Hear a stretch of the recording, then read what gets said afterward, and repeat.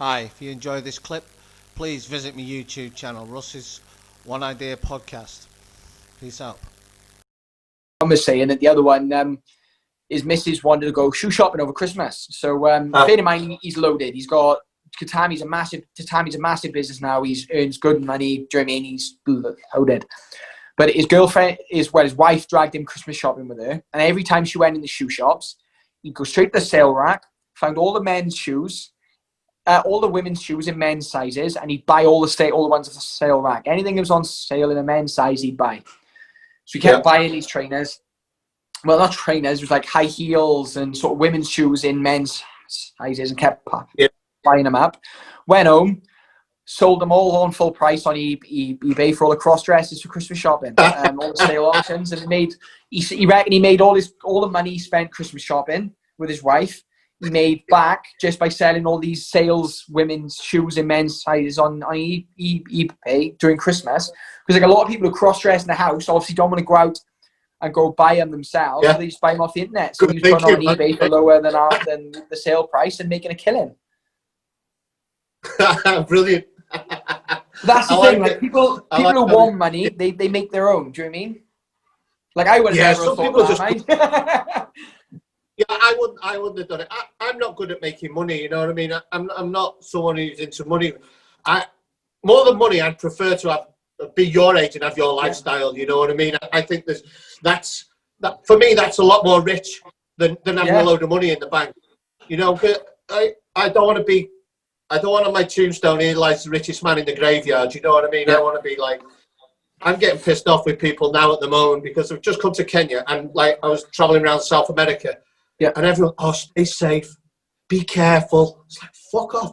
I want to have a good time. That's all I want. You know what I mean? I want to have fun.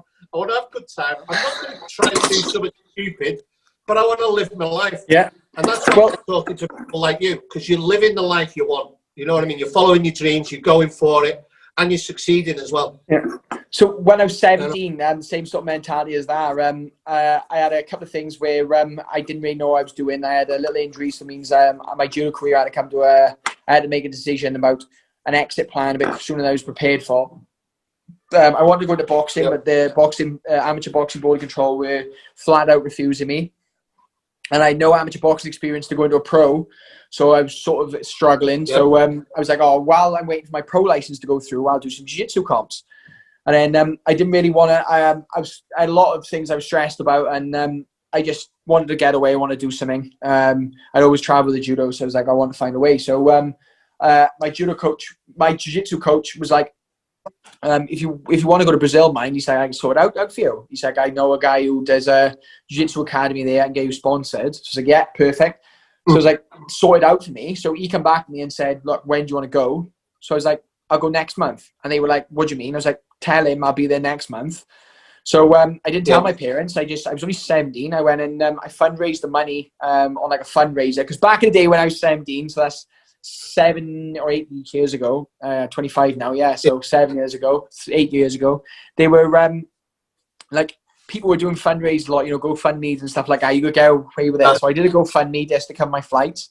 And then when I had like a lot of the sponsor money there, my mom and dad sat me down and was like, look, the boys have said you're doing a GoFundMe to go to travel to Brazil. Like, what are you doing? I was like, I'm going to Brazil. They're like, no, you're not. I'm like, look, my academy's sorted.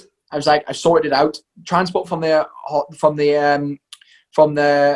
airport sorted. I said, I've raised enough money for my flights. I was like, I've got this amount of income, which literally is with the exchange rate. I said, I'll have this amount to survive on. I said, everything's sorted. And they were like, we don't really want to go. And I said, look, I'm 18 soon. I said, I'm old enough to go. I said, I'm going. And they were like, right, no problem. So they didn't look into it. And I just sort of went. I surprised them with it. And they always say now, like they don't even know half the stuff I got up to out there. They said like, if we'd known, we never would let you go. But like, because I'm really blonde and like, this is me tanned. I don't really go like dark. And I used to ride this push bike because I was training in a Thai gym. One of the gyms they sorted me out for Muay Thai because I wanted to do striking out there as well, was at the bottom of one of the favelas. So it was rough. Obviously it wasn't in the favelas. I wasn't crazy enough for that, but it was just the bottom of one. So it was rough. So I used to ride, I bought a push bike out there, and I used to ride the push bike 30 minutes from the accommodation in Baja, which is really posh, to, well, posh for Rio, it's like a posh part of Rio, down to where the gym was. And I remember I trained there for 3.5 months, and as I was cycling down the once, well, it happened to me twice actually.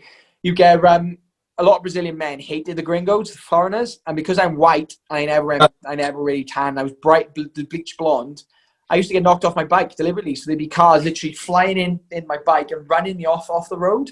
So a couple of times I was diving in bushes and all sorts, and I was only 17, getting knocked off my bike by these things. I remember a couple of times I come back, like one of the times I come back, and like my wheel was flat and buckled a little bit, and he was like, "Oh, what happened?" I was like, "Some fucking like run into me in this car," and he was like, "Oh well."